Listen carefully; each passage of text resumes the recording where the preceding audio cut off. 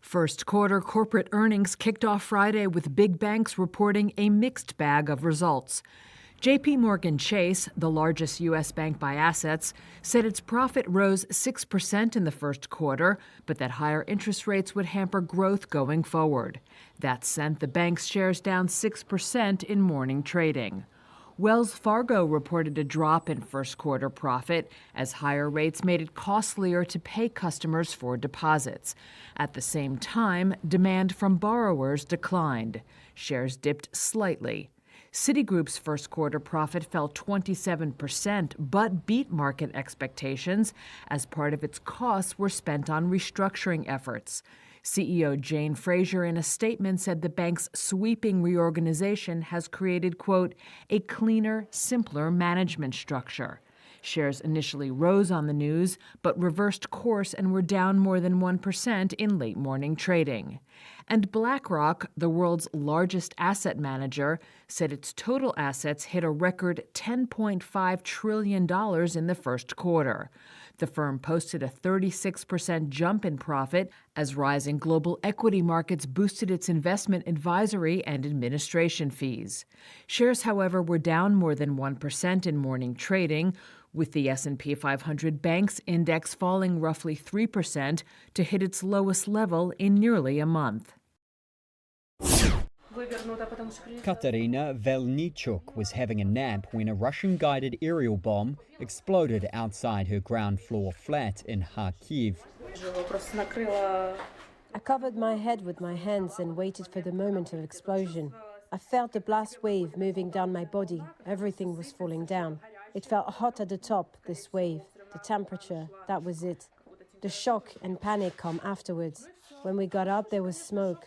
Everything in front of our eyes was like milk, light and white. It was very difficult to breathe because of all the glass, concrete flying around. The 22-year-old escaped unharmed, but her boyfriend was injured, and a postman doing his rounds outside was killed. As Russia's air campaign on Ukraine intensifies, no major city is more exposed or has been hit harder than Kharkiv. Just 18 miles from the Russian border, a missile can reach the city in under a minute. Western military support has dried up in recent months. A vital US military aid package has been stuck in Congress amid Republican resistance, leaving Kharkiv dangerously unprotected, as Governor Oleh Syniehubov explains. We have a catastrophic shortage of air defense systems, not only in the Kharkiv region, but throughout the entire country, especially in the Kharkiv region. Ukrainian President Volodymyr Zelensky continues his appeal for more air defense supplies, and this week said almost a quarter of Kharkiv has been destroyed. He's accused Russia of reducing the city to rubble to clear the way for troops to advance. With Russia intensifying aerial assaults on Ukraine's power network in recent weeks, Kharkiv has suffered rolling blackouts lasting up to 12 hours a day. Military analyst Alexander Kovalenko told Reuters it's a possible tactic to scare residents out of the city. For the moment, Russia does not have the forces and equipment to seize the city. But they can in the medium term. They can terrorize the civilian population, laying the ground for corresponding conditions.